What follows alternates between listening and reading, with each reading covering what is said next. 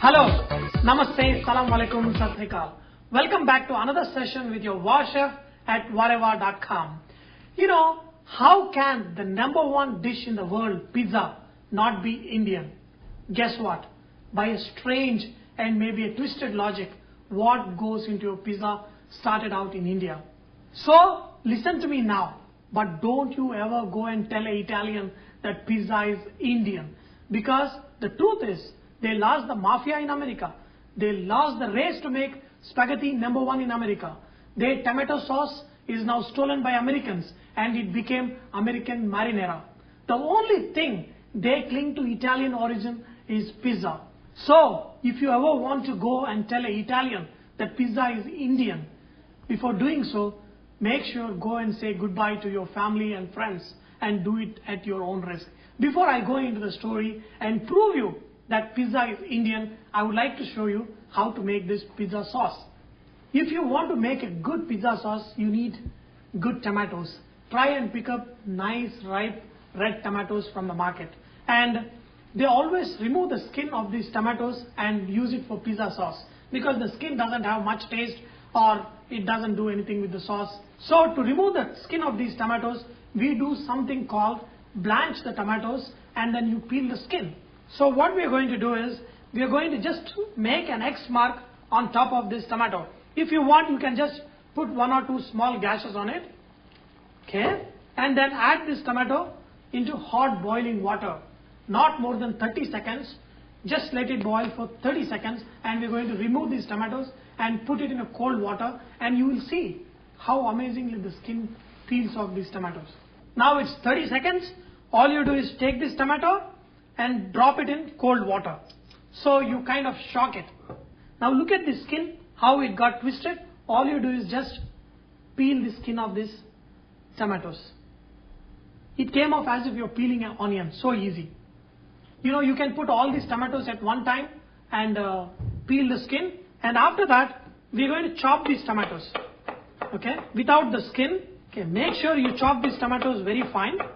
I took 8 tomatoes to make this sauce. Out of that, 4 tomatoes I finely chopped like this. And the rest of the 4 tomatoes, I put it in a blender and made it into a fine paste. So, now coming to the point, how does pizza become more Indian than Italian? See, when I was in my college, if you walk into my room, there are 3 books on top of the table. One was Bible, other was Quran, the other one was Bhagavad Gita. And if you pull underneath the shelf, there are 2 other books which I thoroughly enjoy reading. One was Larousse Gastronomy, and it is a must-have book for any of the chefs.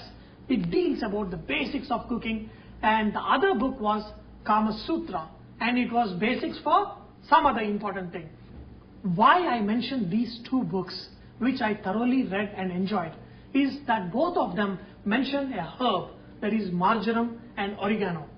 The Kama Sutra, which is definitely Indian, says that the Indian women used marjoram in their hair to attract men. What they do in India, they take all these flowers, whether jasmine and many of these flowers, they tie with a leaf, which we call it marjoram or marwa. In different languages in Indian, we call this leaf. The women tie these leaves along with the flowers and put it on their hair to attract men long before Italian women have used in their bread for the same reason. The conclusion? Italians must have learned it from India. They took the herb which women put on their head and put it in their food and called it pizza. So now you got it right. I am totally convinced that pizza was Indian, not Italian. Anyway, the next time you see the marinara sauce at the American supermarket shelf, don't pick it up. While there are many people who swear by marinara, it is nothing but a strange mixture of tomato sauce with herbs. I want to make it fresh with fresh tomatoes and get you the authentic taste which is more Indian. Coming to the pizza sauce, not to annoy any Italian girls I know, I'm going to use olive oil. So add a little bit of olive oil, and to this olive oil add the most potent garlic. Okay, finely chop it.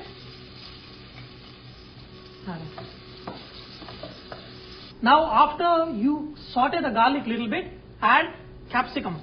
That is the bell pepper, finely chopped. You know, lot of recipes in pizza sauce, they don't add it. But trust me, add capsicum, that is the bell pepper, and it gives a very nice flavor. Once you saute this capsicum a little bit, add this chopped tomato.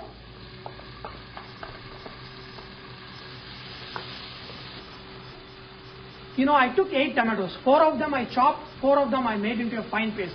So I'm going to add the tomato paste.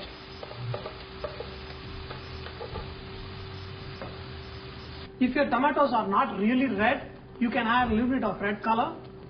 Add salt and add half a teaspoon of sugar. Cover it and let it cook for 15 minutes. You do not want any of these tomatoes to be raw. So cook it on a slow flame. Even if you cook it for 30 minutes, it's fine. But make sure it doesn't dry off. While this tomato sauce is getting cooked, let me tell you that they use 3 herbs that go into this pizza sauce. One is basil, the other 2 are marjoram and oregano. Marjoram and oregano belong to the same family. Now you know what marjoram is. It is nothing but which grows in your backyard, and it's called marjoram. What about this basil? How did Italians steal this basil from India? Do you know what basil is? It belongs to the same family as tulsi patta, the tulsi leaf, which we Indians pray for this plant. Without knowing, I have been eating basil all my life, because when my grandfather finished the prayer, he brings some coconut water along with some tulsi patta in it, and we used to drink. And can you believe that? We Indians have been eating basil long before Italians knew the secrets of basil. You all know, until unless I add some kind of powder into any sauce I make, I will not be satisfied. If you are tempted to add some kind of powder, the nice only spice that goes extremely well with this is soft powder. That is a fennel seed powder. Add a little bit and you see the flavor is even more beautiful. And mix it. Now the sauce is half cooked.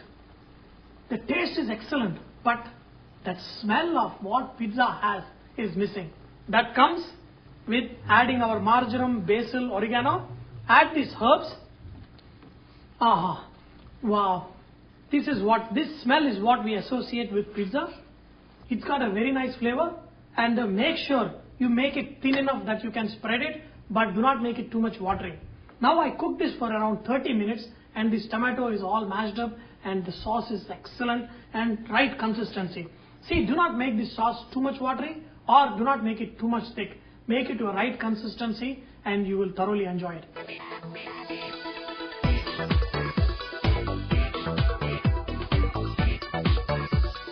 So dear friends, I hope you have enjoyed learning how to make this delicious pizza sauce.